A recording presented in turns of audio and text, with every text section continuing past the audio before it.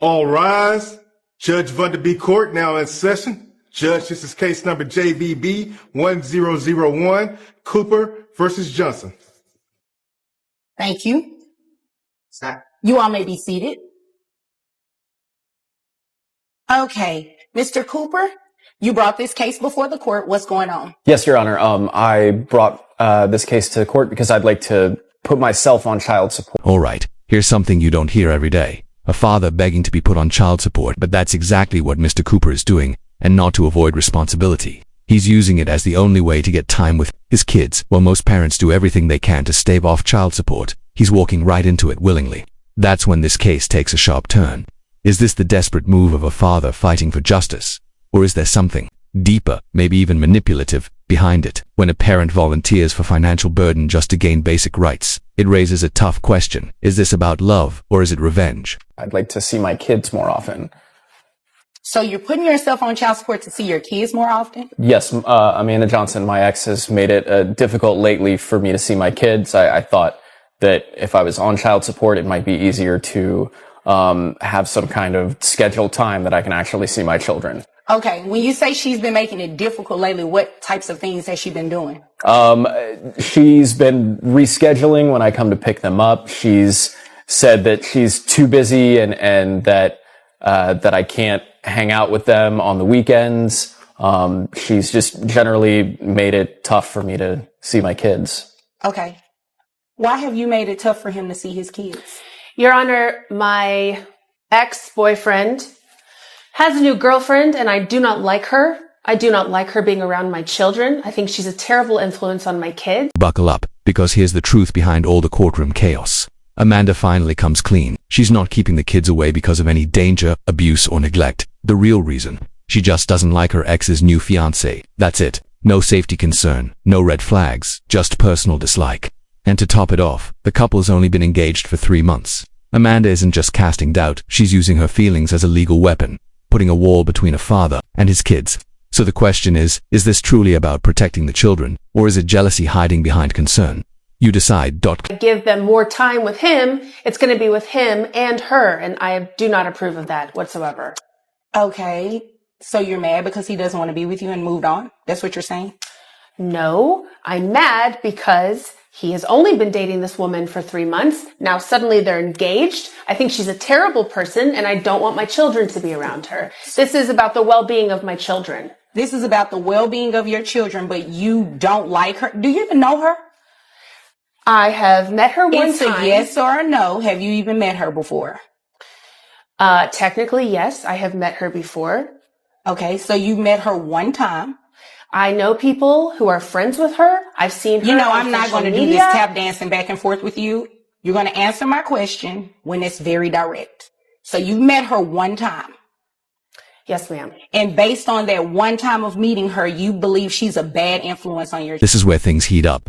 Judge Vonda isn't buying Amanda's story, not for a second. Her credibility takes a serious hit when it comes out. She's only met the fiancé once, yet still labeled her unfit to be around the kids. That's not maternal instinct, that's pure speculation. And in a courtroom, speculation doesn't hold weight. As the judge presses further, Amanda's concerns start to unravel, revealing what looks more like leftover resentment than genuine worry. It's a textbook example of bitterness dressed up as protection, but when personal grudges start interfering with a parent's rights, the real question is that fair or just plain selfish? Yes, I do. Yeah, no, we're not doing that today. He should not have to come to court to place himself on child support in order to see his kids, especially when it's for a reason that has nothing to do with them. He's in a new relationship. Obviously, you're mad, and you're just mad because he is in that new relationship, not with you. And because you're mad, you're trying to hold it against him with his kids. Oh, no, that has nothing to do with it. That's not how it works. Well, that's exactly what it sounds like. I mean, that's what it sounds like, right? That's what it sounds like, Your Honor. Back. Yep. I don't want to be with him at all. No, you don't want him back. You just don't want him to be with anyone else. Thank you, Your Honor. That's what it is.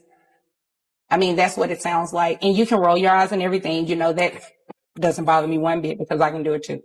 So we're going to go ahead and start child support today. You are going to allow him to see the children. It's not a what if.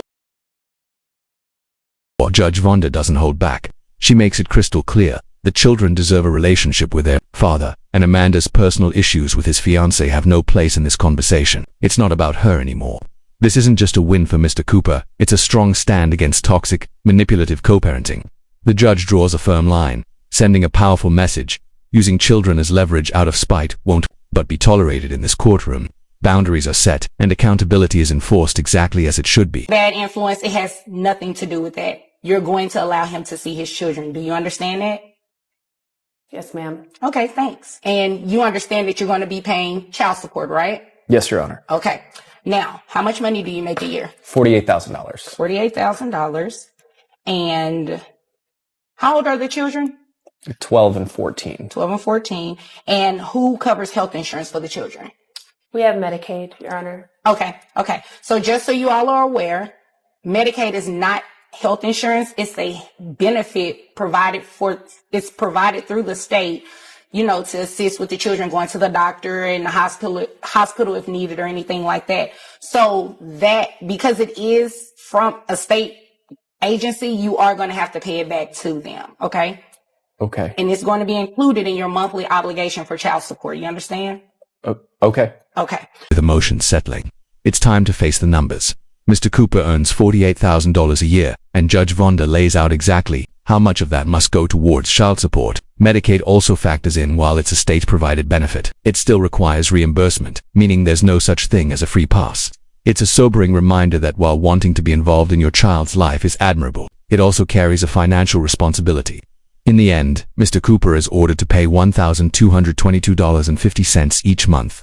Is that too much or simply the price of stepping up and doing what's right? Have your gross at $4,000 a month, which brings your net to $3,050.01. So your child support obligation is $762.50. In addition to the Medicaid. So what happens is I have to take 9% of your gross, and that's the amount that you would pay back for Medicaid. That's what the law says has to be done. So 9% of $4,000 gives me $360. So when you add the two together, comes out to $1,122.50 a month. Now, if you were to enroll the children into private health insurance, which I'm sure you can find something a lot cheaper than $360, your child support amount would go down. Okay. Okay. So you have the option to do that. If you have private insurance through your employer, or if you want to enroll the children under something outside of your employer, you can do that. Okay. Okay. Does that make sense? It does. Okay. All right. Do you all have any other questions for me? No, Your Honor. No, Your Honor. Okay. Well, if there's nothing further, you all are dismissed. Thank you. Thank you. You're welcome. With one final move, Judge Vonda gives Mr. Cooper a rare opportunity, the option to reduce his payments by choosing private insurance. It's a small but powerful shift, offering him a sense of control in a process often dominated by strict obligations. This case wasn't just about numbers on a page, it was about restoring choice and fairness. As the hearing ends, Amanda's influence is finally balanced, and Mr. Cooper walks away with not only legal clarity but a renewed sense of empowerment. If this case struck a chord with you, don't forget to like, subscribe, and share your thoughts in the comments. What would you have done in his place?